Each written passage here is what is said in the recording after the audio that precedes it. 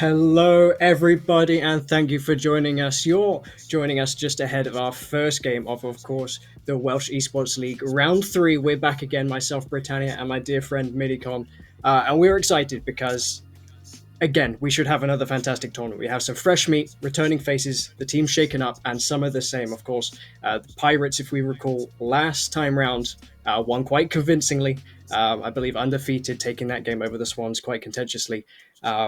And they're back again, but of course with fresh meat. And as I say, the team's mixed up. We're quite excited to see how that goes. And for our first game, we have a pretty good matchup here. Robins returning. A lot of changed faces here on Robins, but some of them familiar from other teams, facing up against all fresh meat here on the Wolfhounds. Midicon, how are you doing, and how are you feeling about these games? Yeah, no, absolutely. It's great to be back. Thank you so much, Britannia. Pleasure to be broadcasting with you here for this Welsh Esports League Season 3. And as you say, straight away, out of the gates, an amazing first game with the Wolfhounds taking on the Robins. I'm very, very excited for this one. We've had so much league to tuck into as league fans. Yes. We've had Worlds. We've got the Welsh Esports League now, which, you could argue is more exciting. Depends where you are in the world. Here in Wales, I'm putting it high up there. But really, really excited, as you say. There are familiar faces. There are really strong people in all of these teams. And hopefully, we see quite an exciting format come through here, because we had really convincing, last series from last series. We had Pirates be very format coming in this time around. This might make things a little bit more difficult for teams to kind of swipe straight through. Some teams might favor in a best of series. If they do, they're going to be happy with this year's edition. We'll talk about more about that, I'm sure, in the coming broadcasts. But right now, I'm very excited to head into picks and bans. Britannia, what were you hoping to see here come through? Well, my first thought really was some of these Evelyns, right? We've probably had this conversation before, where it's that argument for teams that are fighting up the skill curve. The Wolfhounds here coming in a little bit under the bar that Robins are setting, to try and take away some of those comforts, right? And it's a case of, do we take away something that's compositionally impressive or something that's personally impressive? Of course, the standout here for Robins Asphyxia has a 1,000,000-point mastery on this Fiora. Is something that I'd be surprised to see come through, and so far hasn't been focused here from the Wolfhounds here on blue side. So some of those things we might get to see, which will be a treat, right? I'd love to see that 1,000,000-point Fiora. I don't think we got to see it last season for that reason. No. We might get to see it now, and maybe not for the rest. So if we do get to catch it, other standouts like that, I'm looking at Victor's, Evelyn taken away, of course. Viego, one of those on the side of Wolfhounds as well. High masteries. So far to me, some of these high masteries gone. Some of them left open, which I think's a good middle ground, right? It's just a case of seeing where they land, and Wolfhounds here with the first pick. I'm curious to see what they're going to pick. There's opportunity here for the Shen as it gets locked in. Shen, I absolutely love. Having cast Valence, I'll talk about that lock in there as well. Having talked about Valence all the time as well, it's one of those champions that no matter what level of play you're at, Shen out across the map, if a team drops the ball and forgets about it, it is super punishing. And having that free TP plus the Unleashed teleport later on as well, absolutely beautiful. And is probably why they'll open the Fiora. Shen's going to have a fine time into it, but I still feel like 1,000,000 points plus the riposte is perfectly enough. This Shen is just going to have to play weak side and be okay about it. Well, this is it. And it's not the end of the world if a Shen is playing weak side, as we say. At least what I find as a bot laner, I find myself comfortable for the first 14 minutes because of Unleashed Teleport. You're never really going to see a top laner make its way down. Yeah. However, with that Shen, you can potentially see a pre-14-minute teleport with the ultimate come on down to the bot lane and spice things up with that Kai'Sa looking to be on the bot side there. As the more picks and bans started to fudge their way out now through the draft, I'm really excited to see the Nunu and Willem. I mean, recent release like into the videos game, by choice or not by choice, but Nunu and Willem can be incredibly exciting with the stun on Xerath, with the taunt as well on Shen, locking down the enemy players. Can offer up quite a nice Sub-Zero potentially. We'll have to see how much AP, of course, they decide to go into, but we've got the Syndra in the mid lane, which is a staple mage in the mid lane, and I feel like has always been relevant, never has really fell out of the meta too much. Always good to have that stun in your back pocket as well. Really strong mid lane to have there. And the Caitlyn ban coming out, and the Vayne already banned as well. So some concentration happening here on the bot lane, because I feel like there is a lot of champions to pick in the bot lane meta at the moment. And you know, we can see through both these players, they have quite a diverse champion pool for bot lanes. So it's really hard to narrow down one particular champion. Potentially the Draven is something that it's quite, you know, high on the list, coming out the side of Wolfhounds potentially. But, you know, it's such a great variety, and that's always good to have on an AD carry. So I'm really excited to see if they concentrate more bans or decide to just go towards the jungle, as we can see with the Amumu ban. Yeah, it seems like, right, I like the plan here from Robins, pinching away some of the answers they have on bot side.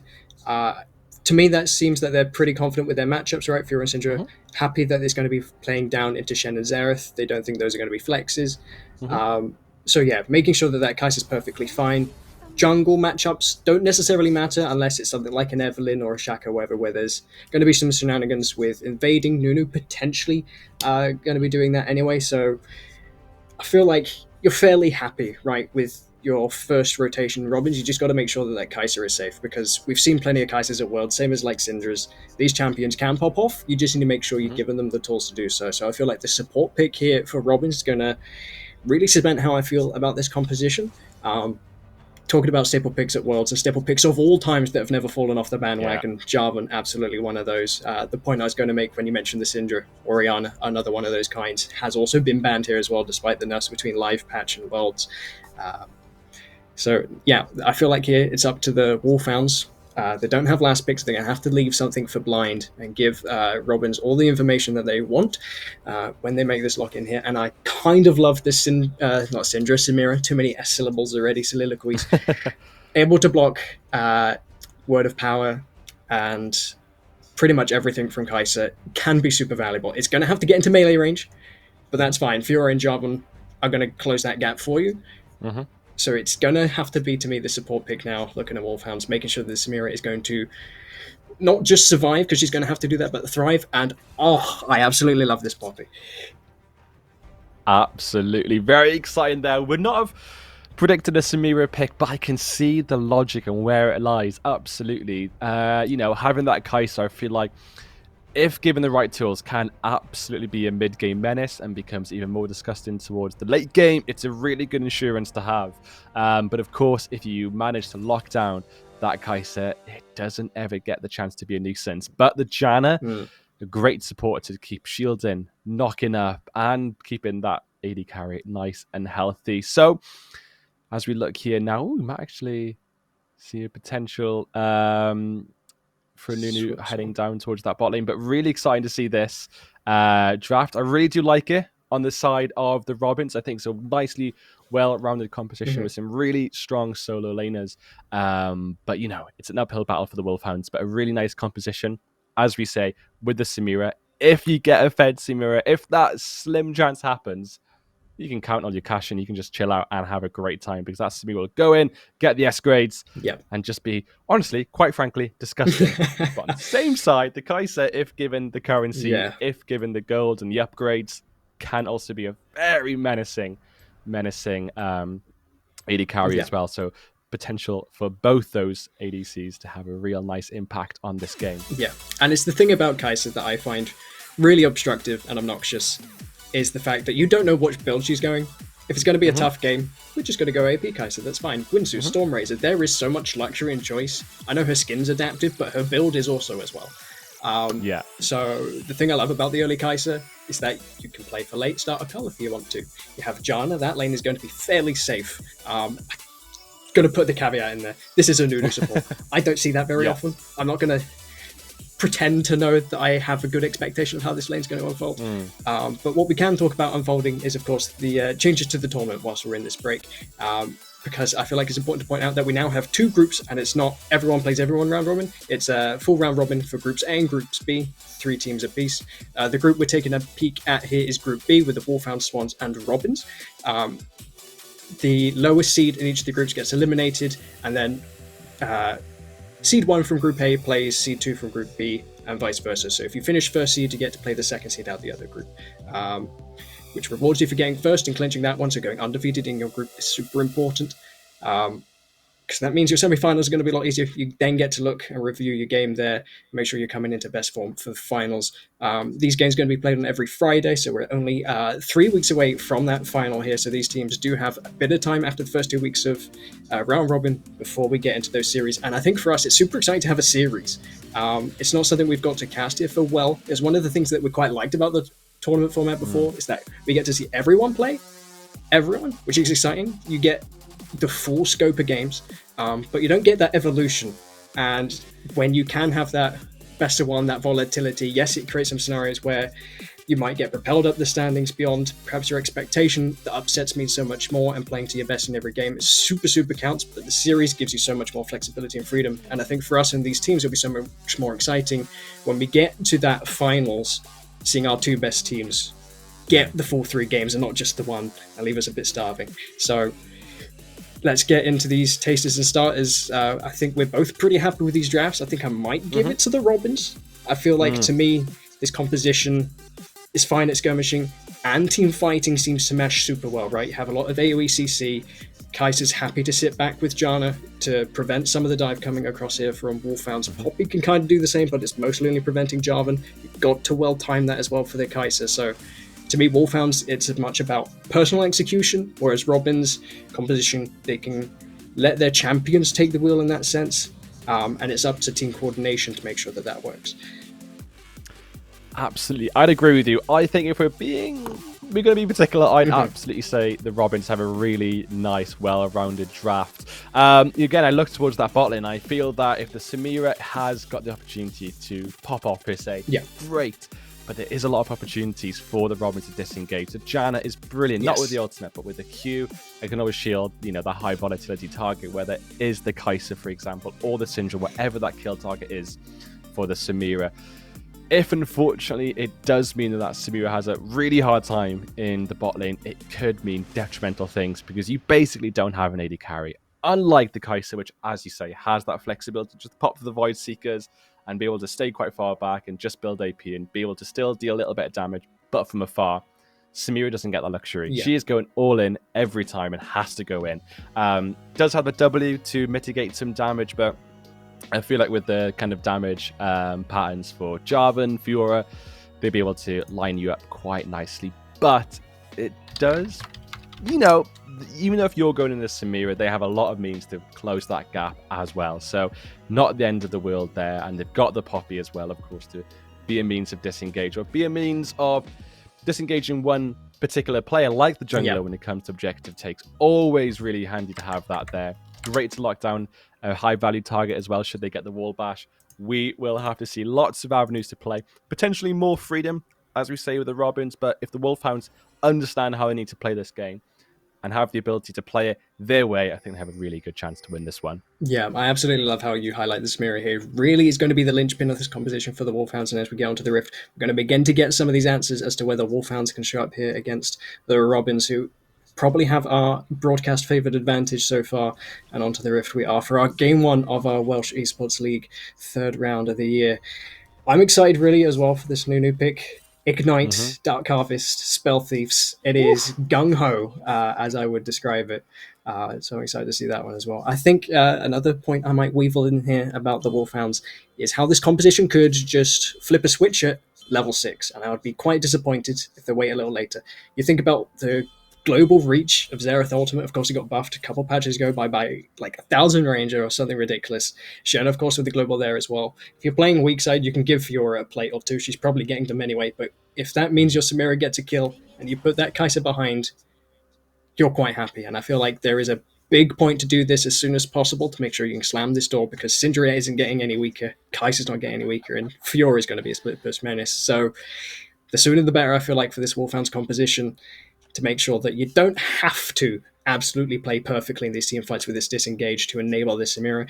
If the Samira can enable herself just by pressing EQ on someone with the flare and the Inferno trigger just pops people, perfect. Absolutely. And what I really want to pick up in here as well, it seems to be we're talking a lot about the AD carries, but I've got to bring it up again because as you can see, they're both running exhaust, so both appreciate, you know, come level 6 with the Kai'Sa, that killer instinct, being able to just be pressed and jump on any which player is incredibly dangerous for the enemy team. Same with the Samira, getting that exhaust. Half health already, Gritty. Kai'Sa ignited, holding onto the flash. Oh my god, the flash. Exhaust as well here, well timed. Gritty just about making it out alive. Plat 3 taking a lot of minion damage in response. The Nunu seems to be working, the biggest snowball ever. Is particularly hard to dodge and particularly tilting, in my opinion. So I agree. You can just never predict it. I see now the point of the Janna. Land those tornadoes, disable the world's biggest. And I can't blame the Robins there for not expecting that level 1 damage there from the Nunu, who, you know, you don't come across it often. You feel quite confident with that, you know, that snowball coming towards you. It'll be fine. In their case, though, it wasn't. But Summoners popped there on the Kai'Sa.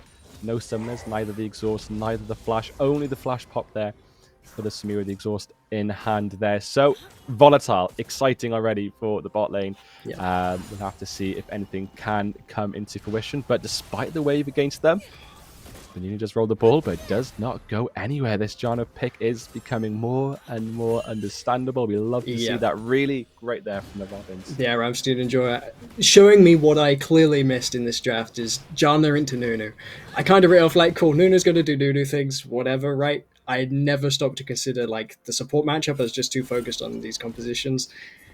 Nunu here, realizing he can't make much of a Fandango in the bot lane, is going to look for it. Tatango in the mid lane gets the flash straight out from Syndra. The follow-up spear there from Xerath. Not going to quite connect. Actually could be in danger. Here's the stun, connects on the backside, but there is more action. Nunu carrying on his mission. Yeah, carrying his mission. Support in the top lane at 3.5 minutes. That's what I quite love to see. Shen here getting the pull back through the sword. Great Snowball being channeled, but it's the easiest riposte ever. Is it off cooldown? We pan away. We'll have to see as there's a dive picks up in the bot lane. Top lane. Does connect. That's another Dark Harvest. That's important. In the meantime, bot side, first blood going the way of Kai'Sa.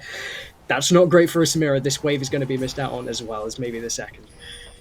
That is a big shame. I mean, great for the Nunu, great for the side of the Wolfhounds to manage to get both flashes on the solo laners. I feel like that Xerath in the mid lane, as we can see in the CS, is having quite a difficult time laying up against the Syndra. So having that flashless Syndra does mean there is a potential for a lethal gank coming out of that Poppy. Whether we see it, we'll have to wait and see.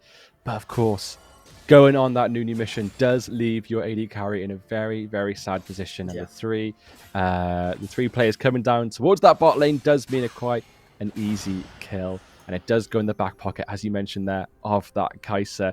Did go cold start, didn't go a very oppressive start, but does now have another item in pocket there, which is great to see. A little bit more damage coming out, but just 2 long swords on the Samira, so we might see some more action, but come from the side of the Robins this time. So nice to see that for the Kai'Sa. Not so nice for the Wolfhounds though, unfortunately, but hopefully things will become a little bit more static now. Maybe the Nunu realizing he's got to keep himself a little bit more at bay, potentially with these roams, but we'll have to wait and see. Yeah, absolutely good punish there from Bruker, recognizing that the Samira is by herself. That's a 3-man advantage. Already losing flashes on the top side, so let's make something happen on the bot side. And of course, Kai'Sa, the perfect place for that to land, has that cull as well. As we mentioned, her options are widely available to her, and that first blood's going to go a long way. Love to see this here from Wolfhounds, not dropping a ball, moving their way onto Infernal Drake to begin with. But it looks like ping's coming down here from Robins, hoping to do something about it. Bot side of the map. Does he want to make a rotate over? Do they just surrender this one? They might not have. Oh, no, they definitely have information. The spy's there, but here's the stun. Lands straight onto.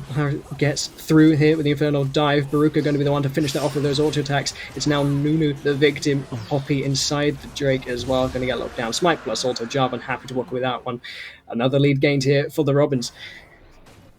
Very nice to see that. I could have, I wouldn't have hated just a hand over there from the Robins for the Dragon, but they understood that they had, as I say, that Jarvan and the Syndra hovering around that bottom side of the map. Always a great potential to roam down, but great there. Knowledge and information was all there in the side of the Robins. They decided to click the switch and go towards that Dragon, and it has paid off very nicely. This Jarvan just pushing forward, getting some information, realizes there's a few people there that want to throw this snowball at them. Yeah. The flash comes off in the pocket. The snowball does land. The snowball ever. Singy going to be the one targeted down first, but Baruka's still in the area after that Dragon. Ramstein as well being able to drop down the shields. It's Thermal Pull with a Shen ult flash away here from Nunu, unable to get out, and Shen not being able to reply in exchange. Fiora back, so nothing at least lost on the top side, but Samira unable to get into that action. Might actually be the victim next, as you see, trapped in the river on that minimap. Going to be brought down. Kai'Sa in the vicinity as well. Jarvan over the wall. Well, it seems here we are on the screen. Flash forward here from Ramstein to lock up with that tornado. And it's going to be important as it lands that last auto attack there for Baruka, who's storming ahead on this Jarvan 3-0 already. It's starting to run away from Wolfhounds. This is it, and the Samira had flash there, but just noticed there would not have been any use there with the amount of CC they lined up so perfectly there to minimize that Samira's opportunity of escape. As we can see here, as you say, this lane advantage is starting to come into fruition, but it's an execute, no snowball. It's an execute. Being tossed, able to land there onto Kai'Sa, trying to cheek out that kill. The support only level 3, quite possible in a current position. Instead, opts for the quick back and gets out of there. So nothing ventured, nothing gained is how I approach this one. But the grand challenge offered here to Shen's going to have some of his vitals propped, unable to hold it against the wall. Lemons able to walk that one away quite passively, quite luckily. No flash available, and assume the taunt already spent as well. So good escape. And it is a good escape. It's so unfortunate, as we say, the priority and the paramount nature of having this Samira to get ahead early, unfortunately, is 0-3. But the Nunu's not taking it too much to heart, and it's deciding, you know what, there's still opportunities I can do across the map, and he is doing just that, looking where he can maybe take a flash or two off this mid lane, potentially take a flash off a jungler, but it does leave the Samira all alone. And that slow coming out of Janna. Yeah, no level 6 available for Pafri here. Samira's going to be looking a little bit like a wet potato as Janna walks up, lands that stun. Well, not the stun, the slow, and that is just enough for Greedy to get on them, as it were. As you say, the Nunu roaming around the map has not left Samira with the best of cases, I feel like, for this lane, but I think the way that it started, you can't really argue the Nunu running up and getting a couple of those flashes was a bad thing. It's just the case that there's been a good reply. And speaking of replies, the Arcana Pulse lands onto Singy, but Singy says, here's a lot of balls, and LRD just kind of has to eat them. That's 300 gold. We're going back the way of Singy. Does not manage to land the biggest snowball ever. Does manage to get a chomp, though, and is a bit more healthy coming into that. But as we can see now, the CS leads are starting to become slightly dramatic. So 30 CS lead there for the Kai'Sa, let alone the kills. And this says she has in her back pocket. This might be quite a devastating back for the Kai'Sa when she gets that off, because, you know, it could be a potential here to start building some more items, you know, get the first item in their back pocket, I'd imagine. We start seeing items come through and be started to build very shortly, especially for this Jarvan that just picked up the Rift Herald. He's got 3 kills, just dropping it towards top and he's lane. just dropped it as well, as you say, able to pop that one over the wall. The Arcana coming up here, trying to answer here onto the Fiora, but it's the ultimate here, Cataclysm from Jarvan, able to dive under the tower, get that one, flashes away. Arcana is dodged away from Asphyxia here. Plates taken here with the Herald as well, plus Demolish to be propped too. No real reply from Wolfhounds here. I like the response from Xerath here, able to try and get in the way, but sadly just can't land them. Shen, of course, if you attack Shen, Shen can't ult himself. That is the weakness of Shen in these multi-man games. If you're not able to protect the Shen, he's not able to protect you. We'll see if something happens here in the bot lane. As snowballs rolled and release, not much action. So Wolfhounds, as you say, going to be in the spot and bother now that plates have gone the way of Fiora as well to put her ahead. And you mentioned the CS leads. The goal was toggled just previously. 1.5 the lead here for Kai'Sa over this Samira, which means these team fights are going to become difficult. So it's a case of staunching this bleeding, trying to make something happen, getting this Shen in on top of Samira and getting her around the corner, as we say with the Nunu here. Gonna draw out the supercharge, but is now just stuck in the middle of everything, and that's another 300 gold landing the way of Kai'Sa. Now 1800 up plus this wave. Oh no, what do you know? Jarvan's in the vicinity as well. There's a solo kill in the mid. Wolfhounds, it's falling apart. Cataclysm, I don't think they need pack, but they aren't playing together as well as the Robins are, boasting their big red breasts. Another dive in the bot lane, as clean as you like. That is ever so unfortunate there on the side of the Wolfhounds, not managing to pick up a kill yet, and the gold lead is ballooning into a massive problem. It's, looking quite devastating. They're looking to get their second dragon here on the side of the Robins. It's starting to become a little bit of a problem this game, but in saying that, a kill there, something nice to have on the side of Lemons. Shen getting a kill, always nice to have against a couple million points for Fiora. That's nice for the ego. Maybe not nice for much else, but does get a tower plate. Yeah. Ooh, Zoe there, lucky to walk away as the Nunu. It's a couple of balls. Would have been the last of that one, able to get the chump themselves. Back to a healthier position, but as you say, right, Shen able to take that 300 gold back off that Fiora with the assist from Poppy there. A good reply finally for the side of the Wolfhounds getting on the board. Now staring down 2 Drakes, they've got to be careful.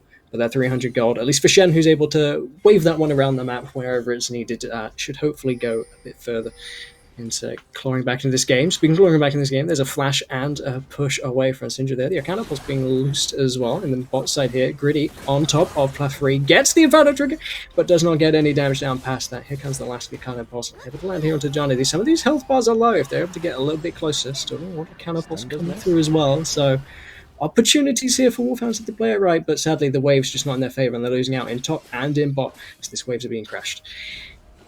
Absolutely there, and I mean it's so unfortunate. I feel like if Xerath just had a couple more shots on his ultimate the right of the arcane, who knows what could have happened, but it's looking quite unfortunate here as they do lose their first tower. The Wolfhounds, Fiora manages to bag that full tower into her back pocket, and she does go to back here, maybe to cash in a full item. But things are coming through here for the Robins. We've got Liandry's on the Syndra. We've got Goredrinker on the Jarvan. Kraken on the Kai'Sa. But Bill does get the Kai'Sa low, but unfortunately it's not quite enough. Yeah, unfortunate indeed. Close. Oh, not close, however, is the unleashed power into the face of Nunu. A fan of balls, but maybe not a fan of those kinds. Flashing forward here, trading the life Janna, setting up here, putting into the tornado, the sphere, going to be exchanged from above just to get out. And that's... I respect Jarvan but questionable, coming down with the Shen unless TP. Something can happen here. As you say, TP here, Jarvan pinching here on the Shen is just going to walk this one away. And Nunu arriving the snowball. Let's see what can happen. I don't think it's going to be too much in the end. Oh, I take it back. Ruka here, stunned, ignited. Can we flash forward here from Lemons? Flag drag able just to hit him on the edge of that hitbox. Might be able to reply here. The power of will puts Stingy unstoppable. It's unfortunate watching Bruker get out of there alive. He's worth 700 gold. Gonna look for it here. The Nunu, but again, another knock up, and it's Stingy wrapping around. Stun, unfortunately, doesn't land. He's gonna stand here and feign a flash. Channels the 0 instead. Gets the slow, but Stingy in the vicinity. Gonna get the move speed here from Janna as well. Tower shot. Unfortunately, gonna be the one to finish it. Does give Xerath a little bit of time to back. Silver linings, but the Wolfhounds finding a kill here and there, but it's Robins continuing to find towers and kills here and everywhere. And it is looking very dangerous potentially here for the Kai'Sa. The wall bug just slams him straight into the wall. Nunu's in the vicinity as well. Killing It's the Killing Instinct away as well, but it's a flash. It's straight into exhaust, but there is money for the Samira, and that is exactly where you want it. £1,000, as we would say here in the UK. Happy to take that one away from the Kai'Sa, and we're seeing a bit more life continuing to shove here from the Wolfhounds. They're down these two towers. It's going to be harder now for Robins to siege them, so it's the best point for them really to start to get back into this game. It's going to start meaning they're going to get their first items as well and begin to close these gaps. Absolutely, and this Fiora just does not seem to be able to be stopped in the top lane. Ooh, indeed. Slows being slammed here onto Baruka, able to buffer the route with the Cataclysm there on the back end. Shen all able to arrive as well. Plafree looking to get off that Inferno Trigger, does do exactly that, but the Flag and Drag again, well timed, plus Monsoon means that he's going to be still full health and absolutely a menace. He's going to chew through this Shen next as well. Kai'Sa almost back in the vicinity as well. There's not a lot of hope here for Lemons. He's just going to walk this one out through the alcove, padding some of their challenges. Triple kill there for the Jarvan. Catapults here in the top side, and right to the Arcane, able to land, kills that Fiora, splitting in that top side. Can't quite be able to get that tower either. Looks, yep, 3 towers there, the score. Maybe 4 to follow. Again, some good replies here from Wolfhounds, but it's still the front foot for Robins. Back foot here is Abide, as Baruka is here as well. He's super fast for some reason. Flag, drag, no Cataclysm available. Not going to get stunned, is able to kill him. The Naz tower shot going to be flashed away from, but it is answered by Phil McCourt in the vicinity. And speaking of answers, it is Zoe rolling a ball in the mid lane. Tornado ready to reply. And again, fair trade. I feel like in that case, if you're the Wolfhounds, you're pretty happy with that one. Absolutely, and it just goes to show, I mean, it's unfortunate this bot lane is so far behind and really struggling. The Shen having to use the Stand United on that bot side of the map, leaving that top lane completely unattended, and does mean this Fiora has managed to bag herself 2 towers. Unfortunately, he hasn't managed to pick up a kill, but I feel like that doesn't matter because the oppression that is being generated in top lane with this Fiora is enough. But the Nunu caught out. Scatter the weak through the wall, not able to see that one coming. Zoe gets blasted, and that probably means that this Drake's going to go the way, and it's going to put them onto Soul Point if they're able to secure this one as well. Philmore looking to get in the vicinity, has not got a lot of health. Asphyxia actually kind of in an odd position. Blast Cone is going to be denied over the wall, but the Drake's already gone, and so is the jungler. Looking for more scatter, lands here onto Samira, didn't use the W to block it. Zoe now arriving as well. They're looking like they want something, but I don't think they do, because all of Robins are here, and one of them's already dead. It's the Samira. That's all your gold. Double kill for the Syndra. She has a lot of stacks of Medjais, and she wants a lot more. Gritty gets that one. It's now Xerath in threat range. He's going to land the W here onto Ramstein and Joy, but he's having to trade his life. He's done it before. Cataclysm are going to cement that one. The ace completed there for the Robins in 17 minutes. 3 Drakes to go. Herald still on the board. It might not be around for much longer if Wolfhounds are unable to keep that Samira alive. Absolutely. As we could just see there, those balls were coming out from Syndra and dealing immense amount of damage. And it's no surprise as she's sitting there on a fully stacked Medjais, Liandry's, and there, of course, a needlessly large rod. But they're looking, as you say here, towards that Rift Herald. And this will just give them that even bit more pushing power. They don't seem to need it. It's 5 towers to 0, but just that extra bit of gold, I'm sure they won't go amiss here. Nunu, the biggest snowball ever. Something, and he doesn't get it. But I feel like at 0-7, you're happy to make these plays, right? It's kind of that permission. I'm not worth much, and the risk reward is just so worth it. Speaking of risk, there's not a lot of risk for Syndra here. Walking up on the Shen does absolutely chunk. He's not completed his first item quite yet, and that's going to cement him in amongst the wall that they're kind of trapping all of the Wolfhounds into, turning them into a little bit of a statue as they're beginning to siege. Here comes the Herald to hopefully break the inhibitor is what they're planning. They haven't got the numbers to answer the Fiora on the bot side either, so I'm just going to start taking this one away. The Unleashed Power plus Liandry's is going to delete the right friend Xerath. He's gone as well. Cataclysm landed here, probably a bit much, but it is going to lock up and shut down on that Nunu, and it's going to be the inhibitor to follow. Flash forward this time. Plafree does able to get the W down this time, but is not able to keep himself alive in time. Anything else? Fiora still unanswered. Shen here going to be watching this Fiora just absolutely chunk into this tower. Herald Shen is torn. What can he do?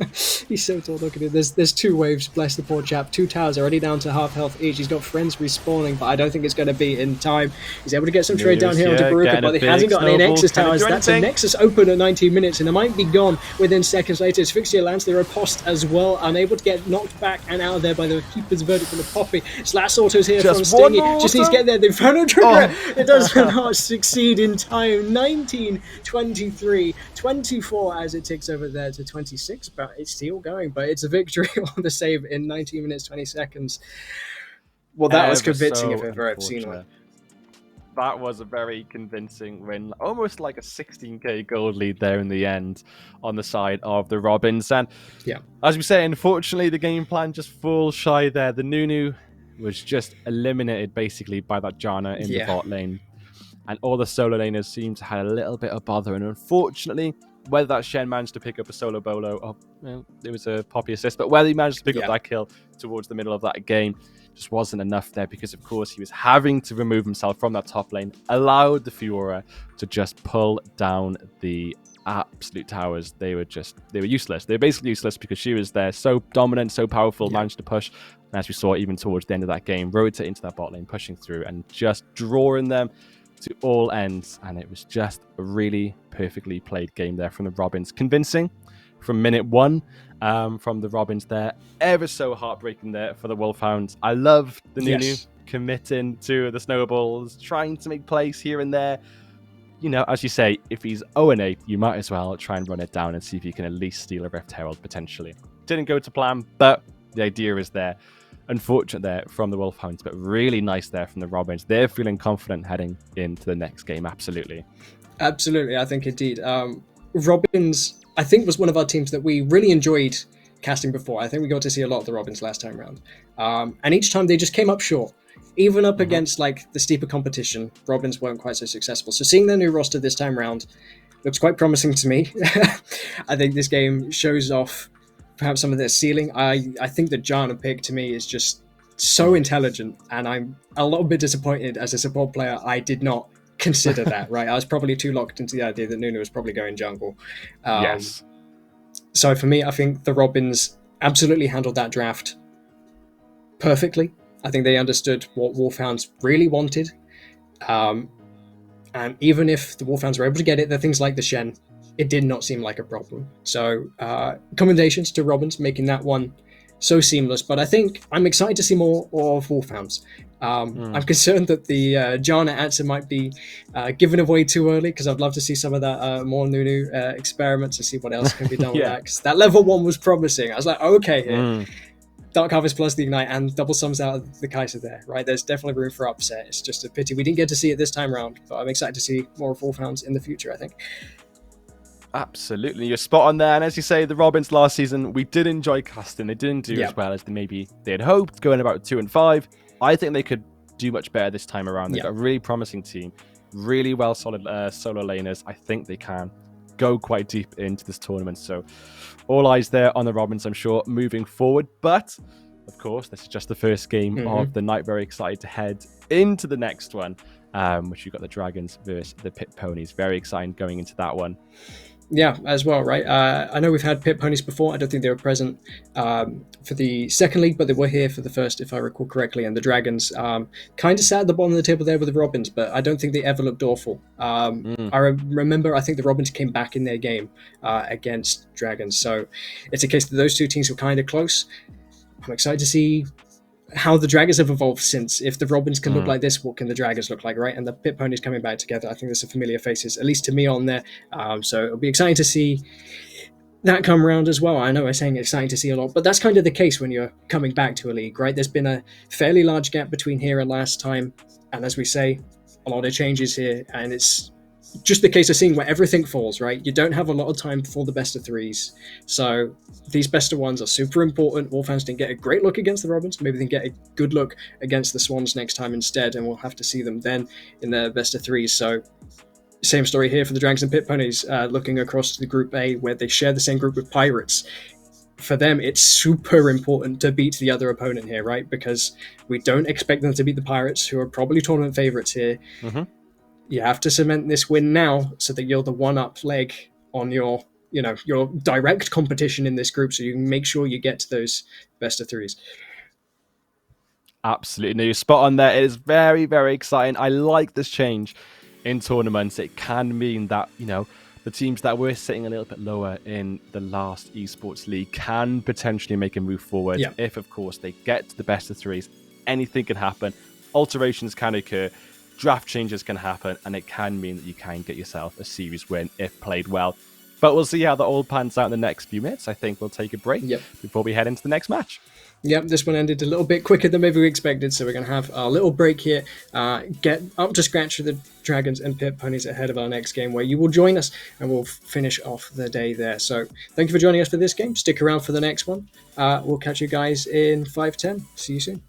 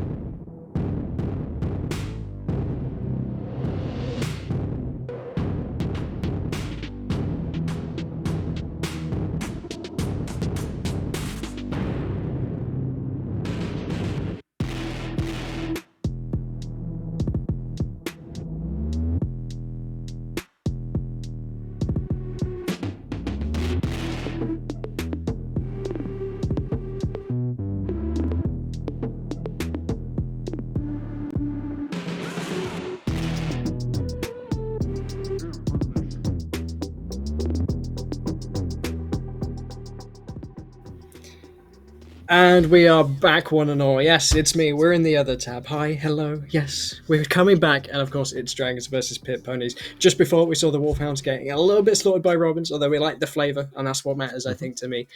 This time we're going to see what flavours dragons are made of and what flavours ponies are made of. If ever you've tasted dragon, please let me know. I imagine that's quite special. Hopefully this game's going to be quite special as well, because again we have something where we have one team fighting up the curve, but there's plenty going on here for this team that I quite like. It's just a case of whether it come together, unlike the Wolfhounds didn't quite do so successfully. Perhaps you can talk us through the Dragons and the Pit Ponies, Minka. Yeah, absolutely. No, as you say, so there is going to be a slight curve heading into this game, but, you know, there were some slight glimmers of hope for the teams coming into that game. The Wolfhounds, you know, they could have done it. They had some interesting drafts with the Nunu coming through. There could be a potential for something interesting, and that might be the way to go. Some interesting drafts, some interesting picks might just catch the opposing team off guard, and I'm really hoping we see something come through. As we saw, the Nunu could have worked. Level 1 was exciting, but the Janna, as we say, was just such a great champion to pick to completely mitigate all types of snowballs and all types of engages. So we're looking for some 5-head plays here. There could be an angle to take this for a real opportunity to fight up that curve. We'll have to wait and see, but we can't disregard just how big this curve is. But I have faith, and you know what? I'm excited. I'm really am excited. So, you know, as we start to look to head into draft, I'm excited to see quite a few things happen. Ringo Starr, as we know, has a very strong Vayne. Has got the odd games of Twitch, but the way the meta is shaping up at the moment, Vayne is a very potent pick. Probably one of the most successful picks in bot lane from what I've seen at the moment. Really powerful, and I'd be quite surprised that doesn't get picked up or taken away quite early on here. And as we see, straight banned out there. No surprises, of course, that Vayne is incredibly potent, and if given enough gold, can become a 1v9 champion very easily. Con as well in the support lane, but does have quite a lot of picks in the Xerath, and as you said, the Rite of the Arcane has got an increased range, and there were opportunities for the Wolfhounds to get kills through that range, through the ultimate. We could see that come through potentially in the bot lane. We'll have to wait and see, but I'm looking forward to this. I'm hoping, like we say, I've put money on now some exciting draft picks. We'll have to wait and see if they come into fruition. Yeah, I find it funny how no matter which Welsh mid there is, some reason, somehow, there's a Xerath in that like top 3. I'm having nightmares about one of them, but like it's funny to me. I could think of a couple of other players that have been around in Welsh esports, Xerath players. That's a small tangent, but it does get us to the end of the bans. Orianna, take it away as well. Still, it seems people have been watching Worlds. It is something that's a threat, and of course, in these 5v5 environments where people are going to cluster, people are going to think towards AoE ultimates, it is that Orianna Shockwave taken away and off the board. And of course, Kai'Sa players all over the place at the moment. Kai'Sa doing absolutely well. We talked about it already today, so it makes sense to me that that one is locked in straight out of the blue. Not going to want to play against it. Not going to want for it to get banned in second phase. We're slamming it now. Absolutely here, and we can see they're going to put a lot of priority onto that bot lane. Bans have come out on the side of Morgana and Caitlyn, and as we can see, the Aphelios is picked up there. How many years into Aphelios, the build? We have no idea, but we do know that he's incredibly potent, and when paired up with this Nautilus, as we can see here, edging into this bot lane, coming into shape, looking promising. Aphelios and Nautilus is a great little pick. Aphelios is incredibly immobile. Having the Nautilus there does offer up a little bit of safety, and of course a great engage or disengage should they need it. So we'll see how this draft starts to shape up a little bit more. Graves being hovered here. Will it get locked in? Instead, vying for that, Jax probably going to head into the top lane. Again, Jax, a champion that I feel like has got a lot of success and a very high pick rate here in the current state of League. He's had a facelift, and as a result of that, he's one of the most oppressive champions in that top lane. It almost seems like his Counter-Strike is never off cooldown, but I digress. No, yeah, as well. I think for me, the thing that cements Jax in Pro at least is his ability to take Zhonya's. Is quite obnoxious. I think Kai'Sa has that ability as well. Like, you don't have to build Nash's. You can build your attack speed somewhere else and finish off your AP if you build Guinsoo's with the Zhonya's. It's absurd to me that she can run GNs on Zhonya's. a little bit nuts. But that aside, right, I love how you got the Nautilus, so she never gets to that point. As paired there with the Aphelios with the range, I quite like this approach here into this Kai'Sa. Jack's fairly safe blind pick. I'm assuming here there is some familiarity running this one down into that lane, and is going to be staring across at the Renekton. Of course, Lux here finishing off the draft here for Pit Ponies, who have elected for blue side, or Dragons, sorry, elected for red side, which is the choice I feel is kind of correct. We talked about it in between the games as we look towards the second phases of bans, taking away the Greys that was offered. I like it.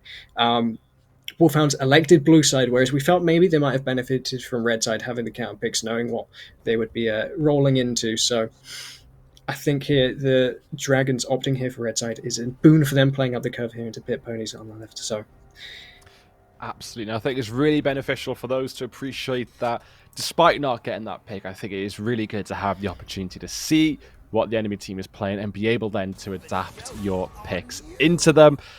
I think you mentioned there, Britannia, no funny shenanigans from Asheko, or maybe an Evelynn potentially, but no funny shenanigans from Asheko there. Hopefully means you're not having to ward as vigilantly as you might, but of course get those wards down. You do not want to be caught off by a gang in any of these lane matchups here. But as we see, a Renekton, Jax top lane, very, very common top lane matchup. I'm sure both these top laners have had experience into either of these champions. And I feel like there is opportunity for it to be quite volatile potentially. A lot of engage, a lot of stuns, of course. But we'll have to wait and see if that is paired up with quite an aggressive jungler, or potentially more farm-heavy jungle that will take a much slower route. We've seen a Nunu and Willem come up again for the second time in a row. Will it be more successful, though, than last game? Could it potentially come to success here for the Wolf, as it didn't do for the Wolfhounds, rather? We'll have to wait and see. Can the Dragons use this to their advantage? I'm excited, though. I'll take this as my bizarre draft token. I'm quite happy with the Nunu coming through. Yeah, I'm beginning to think we're sponsored by like Riot Forge or something. The players are getting paid to pick Nunu. No, not because the Nunu song game has just come out, but apparently because the players want to play it and pick it. And after last game, I can't really blame them. It's a lot of fun for me, at least to cast. As this last phase has cemented out really quite fast. I was wondering if they're going to spend some time thinking about it. It seemed both of these teams had a good idea of what they wanted to take away, taking away a lot of mids here to protect this Kassadin that came out as the last pick. Remember, Dragons here picked red side, and they spent that last pick here on Kassadin staring down into Lux that they had full information on. But a lot of junglers taken away across the board as well. And we landed here with Jax here in the jungle in the end, staring across at the Nunu again. So really, again, like you say, just that kind of some really cemented stuff, really ground out staple League of Legends champions. Looking at Aphelios, Nautilus, that's staple as hell. And then some wacky ass stuff, which I really, really love. Absolutely. No, I am excited to see this one. I do really like the draft that has come through here on the side of the Dragons, because we have those insurances. You mentioned it last game with the likes of a Kai'Sa, for example, but this time we've got an Aphelios and Kassadin, and particularly with that Kassadin, you hit level 16, you're Rift Rocking constantly, you're impossible to pin down, but you also deal an immense amount of damage. So if the Dragons can minimize and mitigate that blow and aggression that could come through here with a Jax jungle, a Lux mid, then it's looking promising on the side of the Dragons. So I really want to see them kind of appreciate the game state they have with their laners here. Take it slow, take it to the mid game where your Aphelios starts to come online, maybe edge into a Kraken Slayer, and IE, whatever it is he's edging into, then start to build those items up and just honestly be able to kind of take those Moonlight Vigils and just start to deal an insane amount of damage. But if the side, of course, of the Pit Ponies notice this, heightened aggression could come as a result in the early game, and we could see quite a feisty one. If they get them behind, we can see quite a demolishing game here for the Pit Ponies. So we'll see how they look to go into this game. Yeah, I love what you say here about the Pit Ponies, right? The potential for aggression on this composition is super high. They have a great amount of CC, but they haven't necessarily lacked in terms of like team fight composition, right? Yes, Lux is going to have peaks and troughs without that team fight, but Jax and Kai'Sa, they're going to be dealing damage all the way through. And you look across here at the Dragon's composition, ignoring the Kassadin, this team fight is very front to back. You can weevil in maybe a flank here and there from Renekton, from a Greatest Noble Ever, etc. But really, it is going to suffer having to wade through the hostile takeover and the Call of the Forge Gods. It can be difficult for this team to get onto that backline. You do have the Moonlight Vigil, as you say. Nautilus can shake up the whole team composition during a team fight. But again, it's going to be a case of Aphelios has to outlive all of this hard CC and engage, sprint out from the hostile takeover, and then make sure the Kassadin can get into the backline, make sure that the Nunu can land that Greatest Noble Ever on something other than an Ornn, who's probably going to walk into them and be very happy about it. So I'm quite excited to see, right? Pit Pony's having to fight up the curve here, but I feel like this composition is in a good place to do it. Lux could suffer into the Kassadin when he hits 6 and 11. If it's a case that this Lux doesn't know how to play the lane, it could look quite scary quite quickly. I think we've cast 1 or 2 games before where a Kassadin has got blown right out of proportion. I see it quite often in some of these games. So that to me is my linchpin. Last time it was Samira. To me, this time it's Kassadin. You do have much more reassurance here, knowing that the Renekton can be a threat, the Aphelios can be a threat, and the Kassadin contrasts that being AP. But if that Kassadin gets ahead, that is the concern I think I have for the Pit Ponies. Otherwise, I feel like they're pretty evenly matched. They've just got to make sure they don't fall behind in the lanes like we saw Wolfhounds do playing up the curve. So to me, it's Pit Ponies. Make sure that your laning phase is fine. Skirmishing, you're set up to do great. Absolutely. No, and I'm really excited to see it. I really do feel like there's going to be quite a bit of concentration towards the mid lane from the Jax. You know, you've got that Lux there that has an immense amount of CC, I think you briefly mentioned. You know, Kassadin is a melee champion. You can, of course, land a binding, a slow, and at which point the Jax on top of you is counter-striking, is leaping all over the place. You're stunned, you're locked down. You're probably going to have to pop your flash on that first gank. Come the second gank, come subsequent ganks, you're going to be looking at a lethal kill there in the mid lane. And that could be really great to see there to minimize, as you say, that awfully kind of weak Kassadin in the early game. Does have silences, does have means of doing a little bit of damage, but is by no means the champion he becomes later on in that game.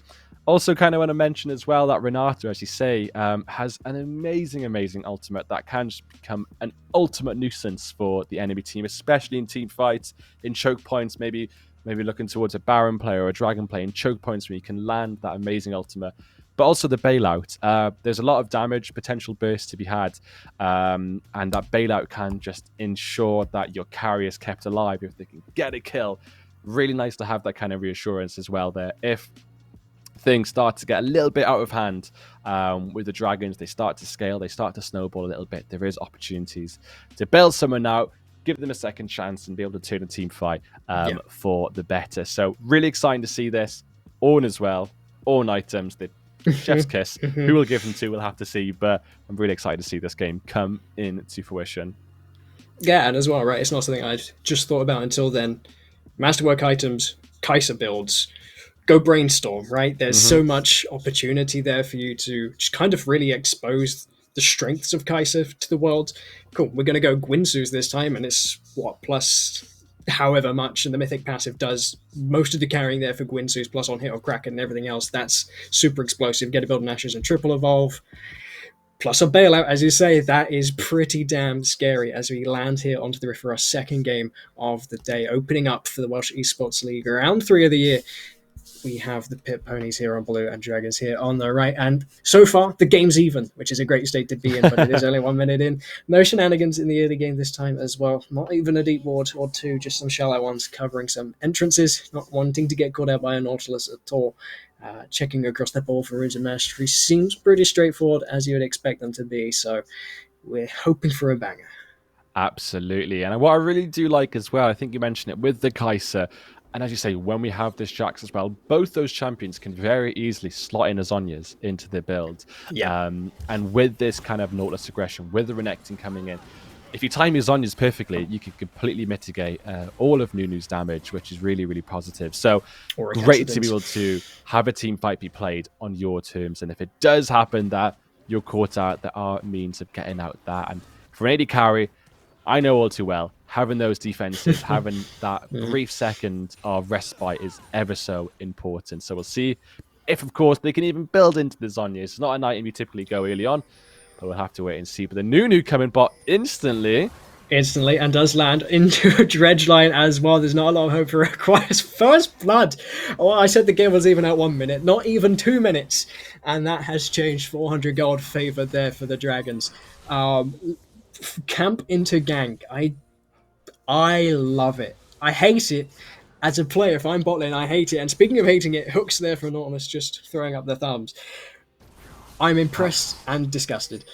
Absolutely no, ever so unfortunate, but just like last game, the Nunu is making moves very early on, and it's great to see that. Of course, the Renata is having to walk her way back into lane after a very unfortunate level 1. Of course, that bot lane managed to push level 2 first as well. It was premeditated. It was perfect. I loved it, and really positive to see it land on the Aphelios as well, that kill. I'm sure he won't be very sad about that at all. One thing I do want to pick up on as well is that Ornn edging into a Ghost instead of Flash. You know, not a lot of movability on an Ornn.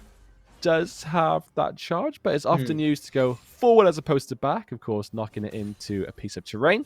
But it could be an angle there, of course, for that Ornn to be quite immobile. But the Nunu, again, doesn't want camps, then wants kills. But talking about kills, yeah, in the top side, one there for the Renekton in the 1 versus 2, but is hopefully going to get answered here. Toji, yep, able to slam his lamppost into the back of that one. Oh, sorry, his what do they call it in hockey? Is it just a hockey stick, or does it have a special hockey stick, right? Hockey stick. Yeah. Slams him with a hockey stick and he gets 300 gold for it, so he's not upset about it. Again, maybe the Ornn, should he had Flash, could have gotten out of that one. I think there's a good argument for him to have Flash, being able to surprise people by flashing forward into the core of the Forge God and landing the recast early, as well landing Bellows Breath, plus the clap is pretty important as well. So I'm a little bit surprised to see it, but I'll be impressed to see it work as well. DI Rammus, excellent name, by the way. A little bit disappointed you're not a Rammus player. Was misled, and I'm quite upset, so I'll be talking to you after the game. However, as we say, the Nunu did get flash in mid, and he's not wasting any time with the regank, which is what I was going to come and talk about. I hadn't even checked the minimap behind here. No escape out, and as we say, we do not want this Kassadin getting fed whatsoever, and it's given over. Admiral getting that 300 gold rounds, get the knock up, and there is Toji. He's got his hockey stick, he's got his blue buff, and he's got his counter strike, and he's going to land it here on top of the Renekton's head. He wants a pair of slippers. He's going to keep his hockey stick in it. He hops over the hall from the Ornn as we have another engine there on the bot side. Cleanse spent, got the Infernum here, plus Graviton for Felis options there. Cleanse gone. That's a lot of opportunity here now to make the play on a Sunsless Kai'Sa as well. Don't forget, Nunu, he's already ganked someone without a flash. I suspect his eyes are bot lane. Oh, there's a snowball being rolled already on that mini-map. What's he gonna do? What sins will he commit? It doesn't matter. Polish Jankos is already dead. Flash away this time for Renata, learning their first lesson in First Blood. And that's all the rage here for the Dragons to start this game. This game is not taking it slow at all. The Dragons have said, you know what, we're not waiting for our power spikes come level 16 a little bit later. We're going now. The foot is down to the floor with these pedals of aggression. I'm loving it. And it's great to see this come out already. A Hextech alternator in the back pocket for the Nunu, which is a very great item to have there on the side of the Nunu. Just making those snowballs hurt just that little bit more. Yeah. But great here for the side of the bot lane. Both summoners still in favor of the Aphelios, which is great to have. Flash's Aphelios can be quite problematic, but nothing to worry about just yet. Can always flash out of those Counter-Strike ganks from Jax.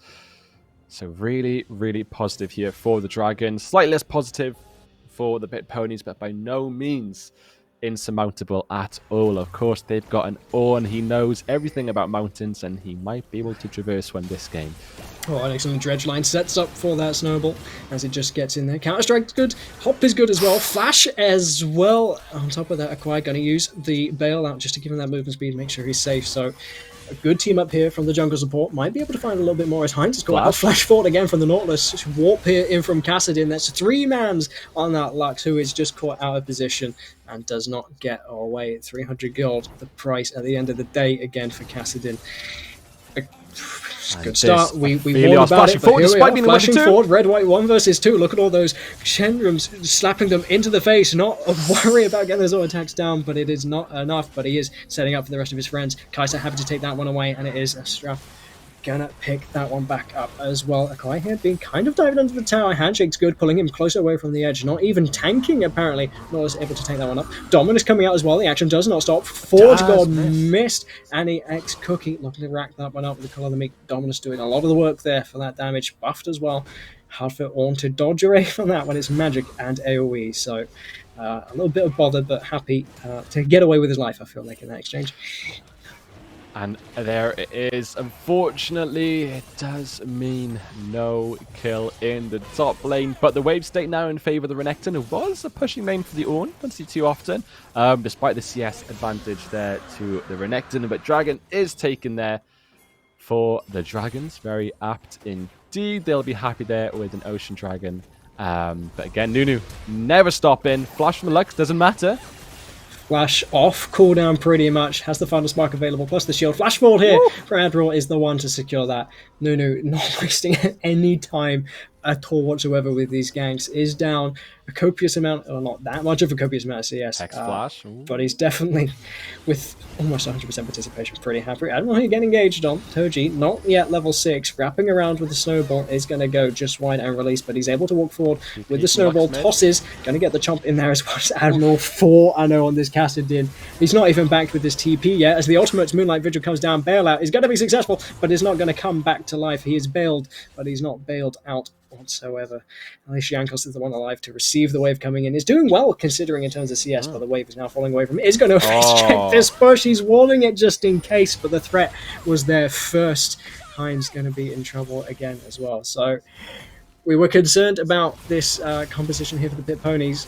We were worried it might go the same way as the Wolfhounds, and currently it's looking like the similar game. DI Ram is going to have to walk away to his tower. Heinz able to land the binding here, plus the final sparks. He's going to put Admiral in a spot of volley. He's going to tank on the tower. He might trade his life for it. Red buff is not enough, so a shutdown here for the Lux, but it's another 300 gold. Somebody else has to worry about. This Kassadin has already got his Rod of Ages. That's going to be a problem. Absolutely. There, something to pick up on. Of course, he betted his guts into the Doran Shield, which I really like that. Of course, the Lux in the range advantage for the Renekton. Ooh. Did successfully get the first cast of Slice. Enables him to get the dice back through Toji, but he walks straight back in. TP top lane. And he's fine. Yeah, he knows he's got friends in the vicinity. Toji recognizes that threat. There's no way this reaction is that stupid. Pops the Dominus. Maybe is that stupid, but stupid enough to fall for the bait, perhaps. Admiral right in the vicinity. Able to pick that one up for his friend, the Croc. And that is the best thing about having a Renekton. You can always bait those low healths, but of course, you've got your back pocket always in the side of a Dominus, but Dominus. only got one use of it, and he can't use it again, unfortunately, for the extra health. He is, unfortunately, dead. 2 and 3 on the side of the Renekton, but quite a large CS advantage even still, but we'll all be happy there to reset the wave state and get a couple of minions to edge up that gold lead, but the Dragon's looking incredibly aggressive here, and they're looking to take more gold on the map with this Rift Herald. That's the bot lane. Don't look at the plates, but instead look at that support. Yeah, set up alone here, but has friends in the vicinity. Krugs brings over Jax. Ultimate here from the Kai'Sa brings her into vicinity as well. Conqueror proc here for the Moonlight Vigil, bringing one back in return, able to shut down the Kai'Sa in revenge. Good answer there from Pavlyuchenkos, making the best of a worse situation as engage onto their support. Also leads up to a play in the mid side. A dive again on this Lux, who's not having the most fun in this lane. Absolutely. I mean, that was just so perfect there for the Renata. That bailout saved and used at the exact right time when that killer instinct meant the Kai'Sa could come in and secure a kill there, which is brilliant. It could have been devastating there for the side of the Dragons, but thankfully that Moonlight Vigil was just enough to get a kill. Great hook there is going to set up for another snowball. There's kind of been the story for the Pit Ponies this game. It's a hook into a snowball into a Kassadin, and it's repeated here in the mid lane. Might even get this tower at this point as well, which is a scary thought to think. 3 minutes before the turret plates fall, that there is a tower secured. As in the moment, Ornn doing all right in that. Has the Sunfire completed ahead of Renekton, despite being down at CS. It is a very, very action-packed game, and I'm loving it. And despite the action, I do feel like the Pit Ponies do have, they've still got a very good chance in this game, which is great to see. I feel like it's definitely more competitive than our previous game. which, you know, I'm sure they'll be very happy with indeed. The Dominus Puck does manage to land the ult this time. Yeah, 2 Swords of Gods being popped here. Dominus being exchanged for that one. We'll have to see the results of that in a second as we have an engage here on the bot side where Nautilus oversteps his bound. Felius lacking that ultimate, unable to make too much more happen. Is able to get the Calibrum gun down on the back of the Crescendum, but not too much more. Top lane appearing to be a stalemate. Flash exchange for a Ghost, but in the meantime, a final spark being thrown into the face of Felius is able to get one back. Still, this time it's onto Kai'Sa, and is still getting away with things perhaps he shouldn't have. I'm impressed he's able to get this far, or get this much out of the situations he's in, which is impressive. But maybe he shouldn't be in those situations. Speaking of situations you don't want to be in, Heinz here having to rush from this Cassadin. 6-1, Riftwalk, 5 stacks on Magi, under second to tower, going for dive, walks back, is still tanking up tower here, but that Rod of Ages providing so much health, and that Doran shield you highlighted earlier is going to be just about TP okay. straight into action. Yeah, top lane, it's a top lane island here, but my god, are they making the most of it. Cassadin here might even get knocked down by this dragon. I'm watching too much on that one, not the rest of the fight. He's going to take back, but he does somehow expire to something else. I wasn't quite watching. Is that a Prey Seeker? As Nunu gets that one? No, I'm not even. I'm confused. But either way, it's a dragon going the way of dragons, as you might expect, is thematic. But here, Jax getting caught out. Ward's here in his jungle, means he can't get this red. Is not able to shut down that Cassadin. He did try, but the Riftwalk's going to keep him safe. Nunu's going to shut that one down. Still members down here in top lane. It's still fighting. Why are you still fighting? Oh, I have to catch your breath there. I mean, what an amazing action-packed game. And as you saw there in that dragon fight, having the Night Harvester on your absolute zero is menacing. It's dangerous. Out of vision there in the dragon pit. Really, really lovely there from the Nunu. But again, the tower diving again. No bailout here on this Kai'Sa. Does just miss the Calibrum for sure. Yeah, able to get the last auto in there. As you say, Nunu able to zone off the support this time. So it's a free reign here for Fellows to continue to cement the lead without getting a reply kill onto himself this time. Gets the tower 2, which is the first of the game. A healthy 575 gold as the yellow digits pop up. Absolutely, and I was just going to say, but the game's been so hectic that, of course, it's very hard to get a gank in the bot lane, but yeah. So hectic, it's very hard to get a comment in as well, but as we go, absolute zero plus the Night Harvester.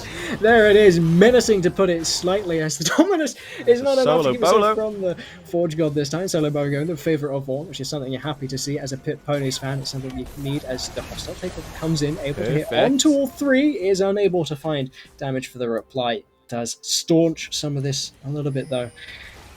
Kind of a tough position with this Pit Ponies bot lane, right? You kind of have to be there, you kind of have to farm, but it's a case that these team just absolutely wants to dive. Nautilus can tank for days, Riftwalk means you can get out of there as well, and Nunu with this healing and the snowball is just so obnoxious plus the Night Harvester. But Toji here looking for a reply as the Riftwalk comes out, and there is none there, no reply to be had. He silences you, literally, and then he gets away.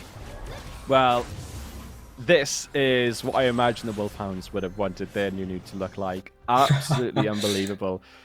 Got a Dark Seal, only 10 stacks, but a Night Harvester and the Boots of Lucidity, he is looking incredibly strong indeed. A 700 gold bounty on his head though.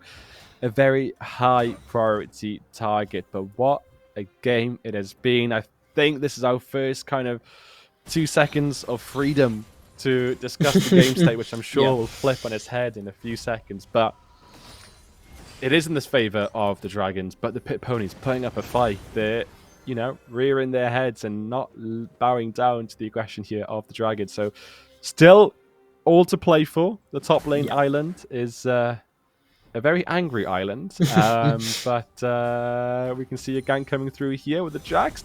Yeah. Island's having some visitors. We've got a rescuer here from the island of the Lost. It's Toji. He's coming in. He is quite a few levels down. This Renekton could be in trouble. But the Ornn is here, of course, to support it. His lane after all. Cool Fortress. Slice Dice spent as well. Stun time. He's just gone. Okay, that was quite fast. Speaking of gone, that's also equally fast. Kai'Sa absolutely blasted out by that Cassadin. He's going to have some daddy issues after that one. Oh my god, that Nunu is fast. Who's speaking of gone? Here goes Heinz. It's a Gale Force just to make sure that that is going to hand over a support. But there is now, speaking of supports, Nautilus in this top lane as well. He was a slice of this on. He lands the dredge line, but it's not going to get him a dice. Renekton too low to consider diving that one. Some more action. I'd love to break it down, but it looks like we're going to pass on over here to the Rift Herald. I'm holding my breath just in case something happens. It looks like it might be a top dive to the last outstanding tower. But as you were saying, right, Pit Ponies still have everything to play for. They're able to continue to get reply kills, but it is slowly leaking the way of the Dragons. And here we are. Here's this action I was baiting my breath for. TP spent coming in, Kassadin able to help secure the rest of his team that last outer tower. And it's going to be the start of those 3 dominoes, plus this Rift Herald now still available. Here, checking this one maybe a bit late, gets absolutely punished for that one. And now it's Kai'Sa, Polishyankos in a bit of difficulty here. Speaking of, oh my god, that is so much damage, but that is a 23 stack damage. I flash forward over the wall from Khan, able to land that dredge line as well, getting that Kassadin the last of that damage. And here comes the Herald. These towers, they don't have plates to defend them. It's gonna be a race really between the Robins and the Dragons to see who can finish this one fastest. There's that Herald. Is spawned backwards, so they're going to get that auto attack here for free. Flash forward under the tower. Moonlight Vigil just slightly wide's going to chip the Phillies now to half. Final Spark puts him down to a quarter. Nunu in a bit of worse for wear as well, but it is now the case that Pit Ponies are going to have to share some of this farm just to make sure that they're safe. Really, you're looking to try and get some of these outer towers. That's a lot of standing gold available, but I don't know how much time you have for this third Dreek about to go the way of the Dragons, aptly named at this point. I am scared to see if they get an Infernal Soul. I can only imagine the amount of damage either of these AP carries on the team will be doing. Unbelievable. But it will be looking like the Dragons are picking up the third dragon. Here's the casting court out here. Does get knocked up.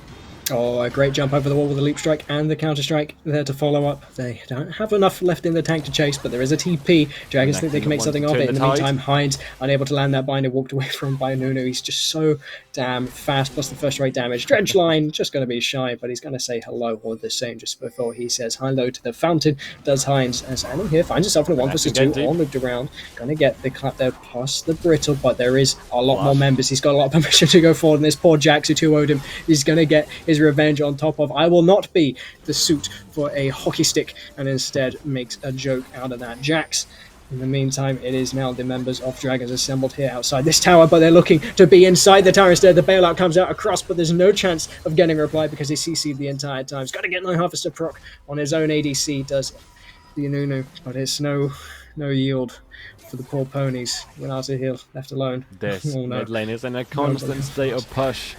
Nautilus getting a bit interesting. Does miss the hook onto the tower. Dredge line missing could be important. Flash forward here from Jax. It's a flash spent, but it is 300 gold. Sadly, it's for a support, but you'll take anything you're given at the moment as Pit Ponies. Absolutely. You'll be counting all your pennies here right now. The gold lead is starting to really inflate here, as we can see. Both Rift Heralds, 3 dragons, and 4 towers here on the side of the Dragons, and the kill lead continues on growing. And the benefit here of having a cast into the Rift Walk, but can he get many off right now? He's edging to go forward. He's looking for more. The Ignite's going to come through. He's got another Rift Walk from Bailout. It's going to keep him alive. And there is that reply. Who picks it up? It is that Jax, who's more than happy to be the recipient of that gold. I think that recipient had too many P's and T's. But either way, that is a lot of shutdown in favor there of Jax. So Pit Ponies able to trade 2 lives for it. I think it's a bit of a show there from the Kassadin. Kai'Sa died somewhere in the mix. I assume that has something to do with Nunu. Maybe the Renekton in top. I can't see where the death mark is on the minimap. I should get my glasses at this point, but the point stands. Pit Ponies able to get some of these shutdowns. That is super important. The trouble is they are going to have a hard time breaking out of their base with the Baron being started here. Means that and this is the benefit Pit Ponies, the Dragons here have not beat the race. The Robins incidentally started in our first game of making it under 20 minutes. However, it is still at breakneck pace as it has been with this cast all the time so far this game. The point I mean to make still stands. It's going to be difficult here from Pit Ponies to break outside their base as they can't even walk a step up as there's just so much permission here from the team, but they might have overstepped. Oh my god, that shield is massive from the Absolute Zero. The Night Elf is going to absolutely drop the other one. Damage here from Nautilus is not to be mistaken as well, and there's another TP here. It's from Admiral this time. He's able to rift walk forward and just start slicing up these members. That is 4 dead on the side of Pit Ponies in exchange for that shutdown. That first death there onto Nunu may be going a little too far, but it might just be enough to push them over the edge. 13 kills to 41. The gold lead is humongous. They don't even have the soul, but every dredge line seems to land. The Moonlight Vigil cements that ace, able to get one back again. But I don't know how much of the base is going to be left after this one, Mini. Absolutely is. Looking dangerous. The Renekton is bot as well. You can't disregard the Baron enhanced minions. But look at that. The Gale Force coming now, securing that kill for the Phelios. Casting maybe getting a bit too deep here, but can always have that Riftwalk to get him out. Yes, he is out indeed. And as you can see here, as I said, the Renekton is still going bot. Does have that Baron. Those minions are giving that tower a very hard time indeed. It looks like they'll get their 8th tower of the game. Do they maybe get an inhibitor here? And he wants to try.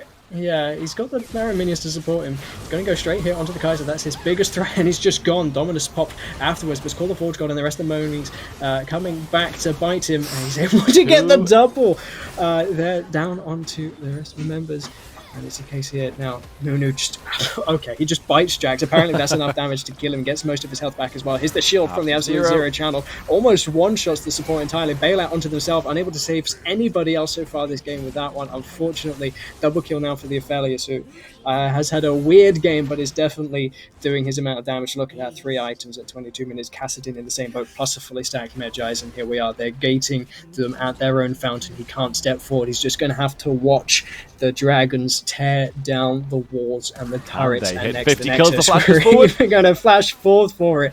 Doesn't even have enough. to riftwalk out of the Nexus, but the Baron up minions are huge. Nunu's arriving now as well. There's a TV still available for Renekton, who has just respawned, and there it is. It's being channeled. They're going to see what they can do inside their fountain. Nunu makes it out alive. Crescendo turret being dropped down.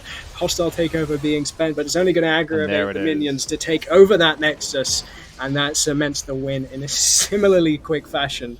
Dragons taking their ponies back to their cave and having them for dinner, breakfast, lunch, afternoon tea, second breakfast, and all the rest.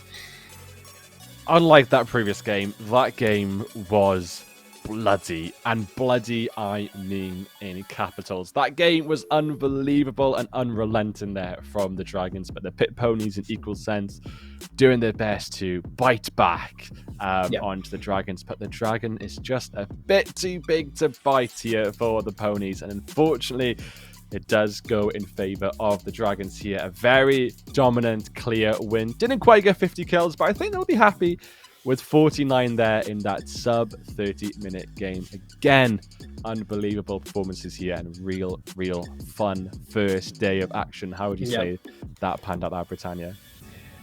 I think it's super interesting, right? Because there is not a lot of space in this not Swish stage. That is the wrong kind of thing. In this round robin, to kind of show what you have, right? And to me, as much as I love the Pit Ponies draft and I love the kind of spice we saw from Wolfhound, sadly it's not enough to overcome the Robins and Dragons, who are looking to compete with the other favourites in their groups, right? I'll remind you that the Robins and the Wolfhounds are in the same group with the Swans. Swans, of course, finished second at the end of last season, so they're looking to do better, right? That's the point of coming second, is that you come into this one looking to do stronger. So the Robins here looking strong in their first game means really we want to see how they fare up against the Swans as well. The other side of the group here in Group A, Pirates, cemented favourites, defending champions in this case. Pit Ponies might have a tough time competing with them if they can't compete with the Dragons in this way, but Dragons, looking how they did there, could be a fine competition, and that could be scary here for the Pirates. That's another match to look out for. So I think for me, it sets up the best of threes really well coming into semis, and I think I'm really beginning to like the change to this format where there's a lot of pressure from the get-go. You do not want to be the third team in your group. You want to make it to that best of three series to have your best chances, especially if you come out first in your group. So I think I'm a fan of Wolfhounds. I liked the Pit Ponies approach. Sadly, it wasn't enough against these teams. Of course, they were both fighting up the curve. So to me, looking forward to next week. We don't know what matches we're going to have on the broadcast yet, but I think for me, Swans versus Robins and Pirates versus Dragons are going to be my ones to look out for.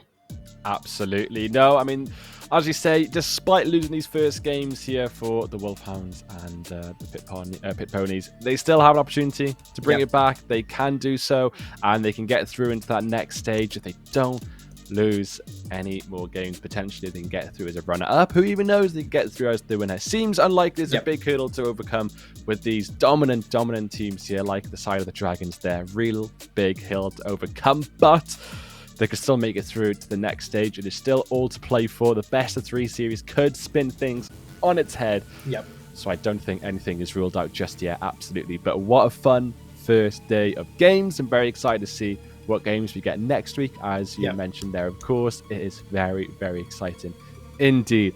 Bloody fast games might be the recipe. Emphasis on the bloody.